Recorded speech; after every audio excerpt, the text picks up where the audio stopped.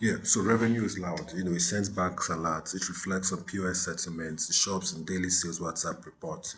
Why risk is quiet. It doesn't send notifications. It doesn't show up in your dashboards. It grows slowly in places founders are not even checking. And that's why the most dangerous stage of a business is not even when money is scarce. It is when money starts coming in. In Nigeria, getting traction feels like survival. So when sales finally pick up, founders relax. They breathe easier. Actually, we breathe easier.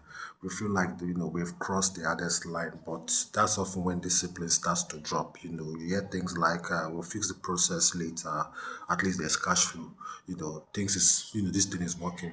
Revenue is loud enough to drop out even the quiet noise, but here's the uncomfortable truth. Revenue can hide more problems than it solves. I've seen Nigerian founders, businesses, making money daily, but unable to tell their real margins, unable to explain why customers leave, unable to, survive one bad month. From the outside, the business looks fine. Inside, the risks are piling up.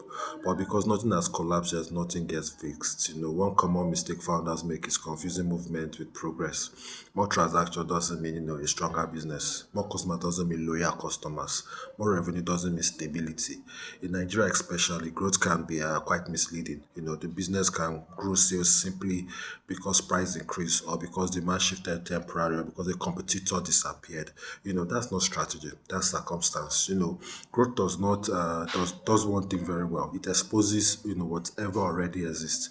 If your operations are weak, growth stresses them. If your team structure is unclear, growth reviews them. If your founder is the bottleneck, growth makes it obvious.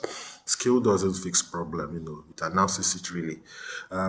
So let's talk data. In simple terms, a business can be making more money and still getting weaker. For example, customer acquisition keeps increasing, but customers don't stay. Revenue goes up, but cost rises faster. Cash is coming in, but cash flow is still very tight. These things don't shout, they whisper really.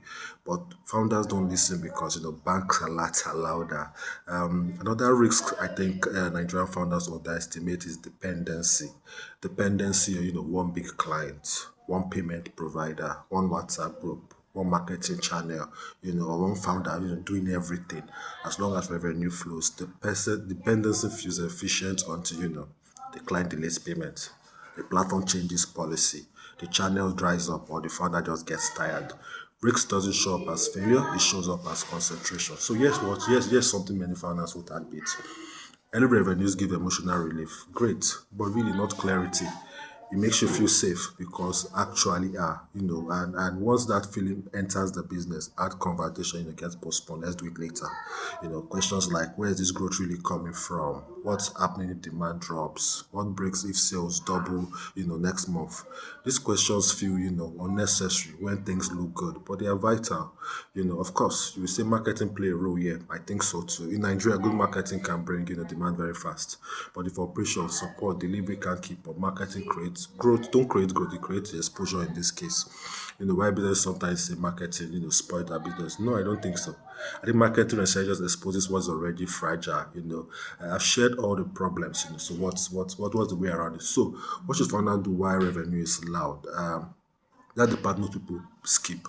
You start paying attention to the quiet things. I think customer retention, cost control, process clarity, team ownership, dependency on the founder. You don't wait for crisis before adding structure because fixing problem when things are calm is very strategic. Fixing them with doing chaos powers is it's expensive.